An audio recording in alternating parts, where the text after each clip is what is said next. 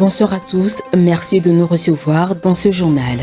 Au sommaire, l'ONG Action des Jeunes pour le Développement Intégré a organisé hier mardi à Lomé un atelier de sensibilisation avec les membres de la société civile sur les droits de la mer. Le compte rendu de cette rencontre dans ce journal. Le port autonome de Lomé ambitionne de basculer vers l'énergie solaire. Annoncé par le directeur général du port, ce projet vise à rendre la plateforme portuaire togolaise moins polluante. Et puis les autorités ivoiriennes prennent de nouvelles mesures pour mettre fin à la déforestation et l'agriculture intensive grâce à un nouveau projet. Il s'agit de la création d'une zone d'agroforesterie à Sassandra. Les détails sur ce projet dans un instant. Ce sont les points clés de cette actualité. Bienvenue à tous.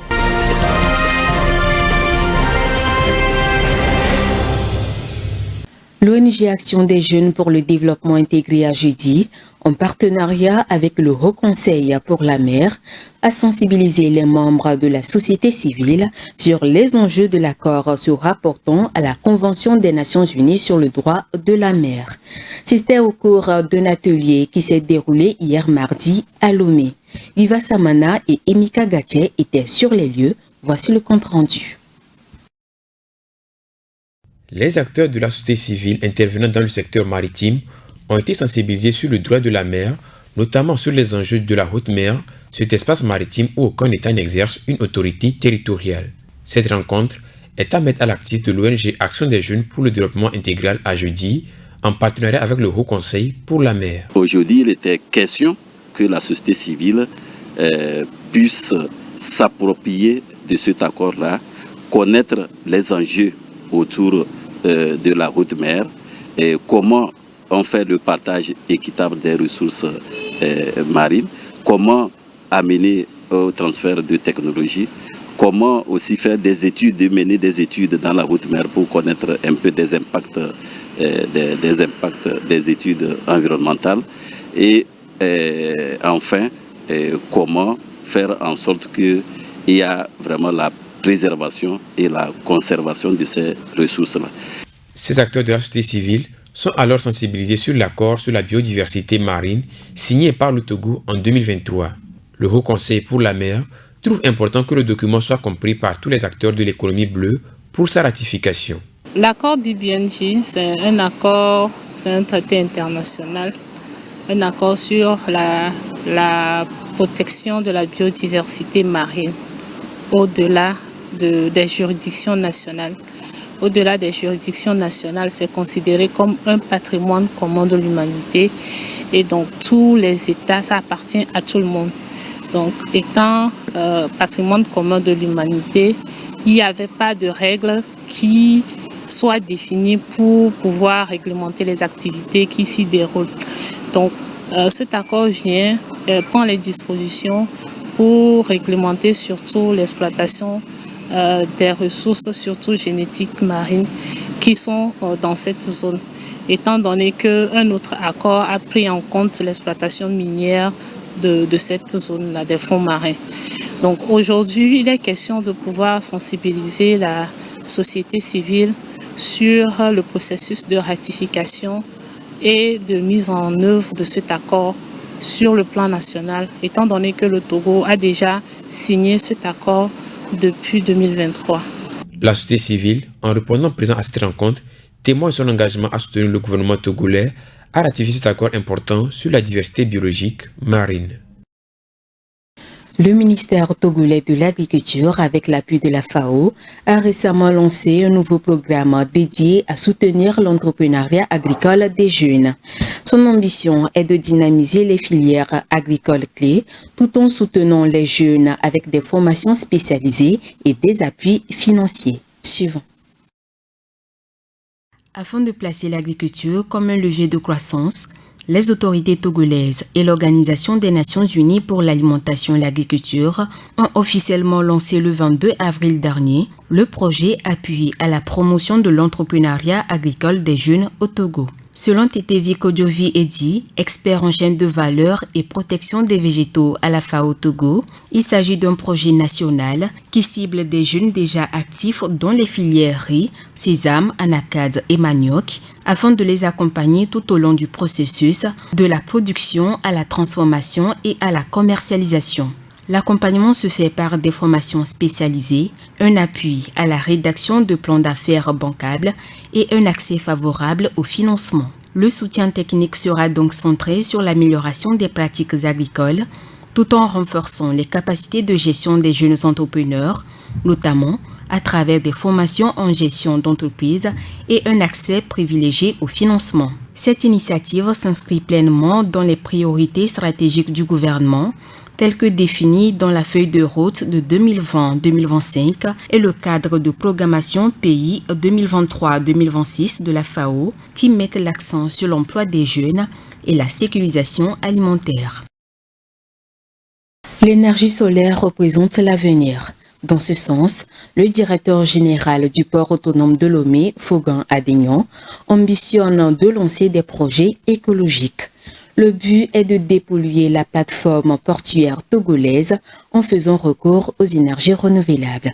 Léon Sagbo nous en dit plus dans cet élément. Le port autonome de Lomé, à travers son directeur, le contre-amiral Fogan Adénion, veut optimiser son secteur en basculant dans l'énergie solaire. Le défi est de mettre en place un système solaire qui aura une double fonction, notamment réduire la dépendance de l'énergie du réseau classique et limiter la consommation en carburant et ses impacts sur l'environnement portuaire. Selon le directeur, ils réfléchissent à comment mettre en place plus tard un autre système qui permettra d'alimenter les navires quand ils seront à quai pour éviter qu'ils soient sur le moteur. Il ajoute que ces fonctions sont primordiales à l'avenir afin que les activités du port autonome de Lomé n'affectent pas négativement l'environnement. Le challenge sera de maintenir les performances tout en garantissant un environnement sain. Il est à rappeler que le trafic global du port autonome de Lomé continue de s'améliorer. Entre 2023 et 2024, il a enregistré une progression de 1,85%, passant de 30 085 millions de tonnes à 30 641 millions de tonnes. Au niveau du trafic conteneur 20 pieds, il y a eu une augmentation de performance de 5,19%. Le transdébordement a également connu une hausse de 7,11%. Par contre, le trafic import a connu une baisse de 3,77% et le trafic export de 19,72%. Même si certains indicateurs sont à la baisse, les données de façon globale sont encourageantes. C'est féliciter le directeur général du port autonome de Lomé qui nourrit l'espoir d'une amélioration remarquable en optant pour les énergies renouvelables. Le ministre burkinabé de l'Agriculture, des Ressources animales et halieutiques a procédé au lancement des travaux de construction d'un barrage d'irrigation dans l'ouest du pays. Doté d'une capacité de rétention d'eau de 10 millions de mètres cubes, ce projet permettra d'améliorer le secteur agricole dans le pays. Rafetou Beriko. En vue de moderniser son secteur agricole, le Burkina Faso a initié un projet de construction d'un barrage d'irrigation dans l'ouest du pays. Les travaux de construction de l'infrastructure ont été lancés le 25 avril 2025 par le commandant Ismaël Sombié, ministre de l'Agriculture, des Ressources animales et halieutiques. Le barrage d'irrigation sera construit à Diaradougou dans la commune de Bama avec une capacité de retenue de 10 millions de mètres cubes. Le projet est entièrement financé par l'État burkinabé à hauteur de 6 milliards de francs CFA. Il se situe dans le contexte de réhabilitation et de valorisation de la plaine risicole de Bama. Le directeur général des aménagements agro-pastoraux et du développement de l'irrigation, Moussa Zida, a précisé que l'infrastructure comprendra une digue d'environ 1 km, un déversoir, une prise d'eau pour alimenter le canal de Bama, ainsi qu'un système de vidange. En gros, ce projet vient soulager les défis climatiques auxquels sont confrontés le pays, en particulier la commune de Bama.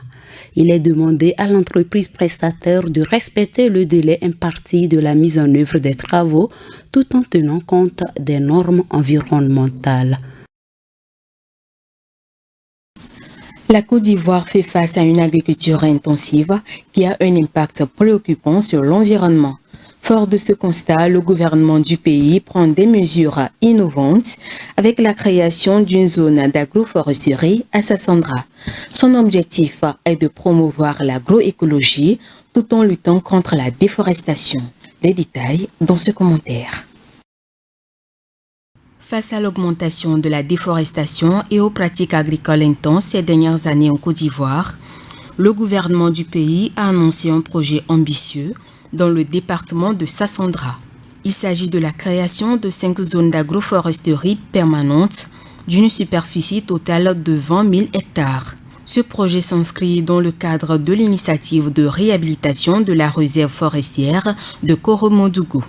Le coût total de cette initiative est estimé à 42 milliards de francs CFA, soit environ 69,6 millions de dollars américains. L'agroforesterie, qui combine les cultures agricoles et les arbres dans le même espace, permet de restaurer les sols tout en améliorant la productivité agricole. Cette approche s'attaque directement aux causes de la déforestation, notamment l'expansion de la culture cacaoyère, en offrant une alternative viable et durable pour les agriculteurs. Le projet prévoit, en plus de 20 000 hectares dédiés à l'agroforesterie, des infrastructures socio-économiques telles que des systèmes d'adduction d'eau potable, l'électrification des zones, ainsi que la construction de centres de santé et d'écoles pour améliorer les conditions de vie des populations locales. L'objectif global du gouvernement est de restaurer la couverture forestière du pays qui a diminué de manière dramatique. Avec l'adoption du nouveau code forestier en 2019, l'État ivoirien met en place des stratégies pour inverser cette tendance. L'une des priorités majeures est de parvenir à augmenter la couverture forestière du pays à 6,5 millions d'hectares d'ici 2030. Cela inclut un renforcement des projets de reboisement et d'agroforesterie à travers tout le pays, en ciblant notamment les régions où la déforestation est la plus marquée. Le projet d'aménagement des zones agroforestières à Sassandra représente un tournant pour la lutte contre la déforestation en Côte d'Ivoire. Cependant, les détails sur la date de démarrage des travaux et de leur durée de réalisation restent encore inconnus.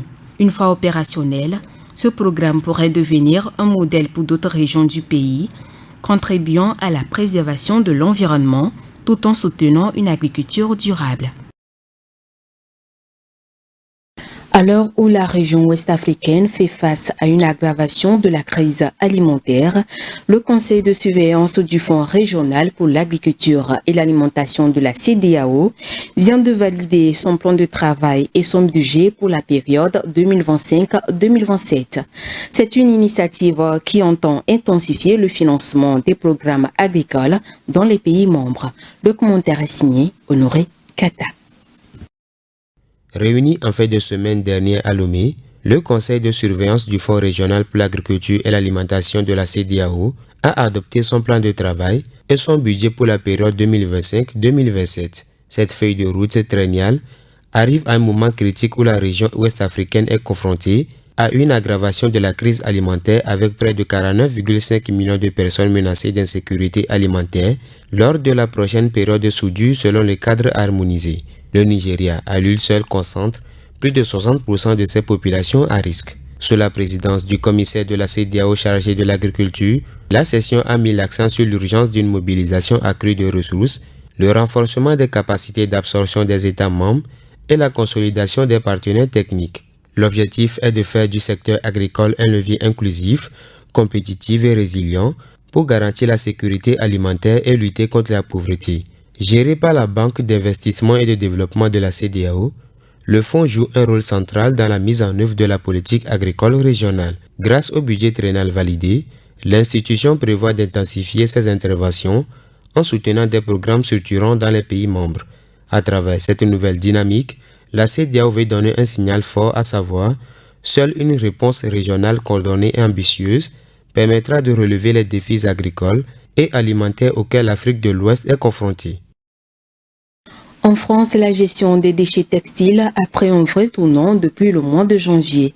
Il s'agit d'une nouvelle réglementation qui vise à répondre aux enjeux écologiques actuels et à inciter la population à adopter des méthodes plus responsables sous peine d'être sanctionnée. Léonce Sagou.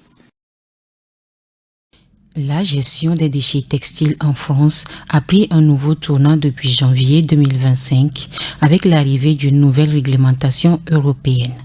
Cette mesure vise à répondre aux enjeux climatiques actuels et à inciter chacun à adopter des gestes plus responsables face à l'utilisation des vêtements. Alors que l'industrie de la mode est en plein essor et met une forte pression sur les ressources naturelles, cette démarche pourrait bien changer les choses dans notre manière de consommer et de jeter les textiles. Face aux difficultés de préservation de l'environnement, les gouvernements et les instances internationales ne veulent plus rester les bras croisés. La forte émission des gaz à effet de serre du secteur textile et sa grande consommation de matières premières sont dans le viseur. L'excès de production lié à la fast fashion n'a fait qu'intensifier le problème. L'adoption des solutions concrètes pour réduire les volumes de déchets textiles était donc de mise. Depuis janvier, les collectivités locales et les professionnels en France organisent la collecte séparée des textiles usagés. Même si les particuliers ne subissent pas encore d'obligations, ceci représente un grand pas vers une prise de conscience collective et une meilleure gestion de ces déchets. Contrairement au tri de verre, des emballages en plastique ou en carton et à la valorisation des déchets organiques par le compostage, le tri des textiles a été largement délaissé. Pour y remédier, la nouvelle loi prévoit l'installation des conteneurs spécifiques. Ils seront installés à proximité des déchetteries ou des lieux publics. Par ailleurs, certaines enseignes de prêt-à-porter lanceront des programmes de récupération pour donner une seconde vie aux vêtements afin de réduire les déchets textiles. Ainsi, l'on repensera la façon de consommer la mode et adoptera des gestes qui prolongent la vie des vêtements. Même si la nouvelle loi n'oblige pas directement à trier les textiles, il est vivement recommandé de s'y mettre en utilisant des plateformes comme Vinted ou Le Bon Coin ou en faisant des dons de vêtements à des associations caritatives. Depuis 2009, la France dispose de plus de 46 000 points de collecte gérés par différents organismes. Les textiles sont ensuite soit revendus dans des friperies ou boutiques solidaires, soit transformés pour devenir des matériaux industriels. Les règles de tri peuvent varier d'une municipalité ou d'un établissement public de coopération intercommunale à l'autre, avec parfois des sanctions ou une amende en cas de non-respect des consignes. C'est la fin de ce journal. Merci de l'avoir suivi. Merci de votre fidélité. Passez une agréable soirée et surtout, prenez soin de vous. Green TV International, we revive the environment.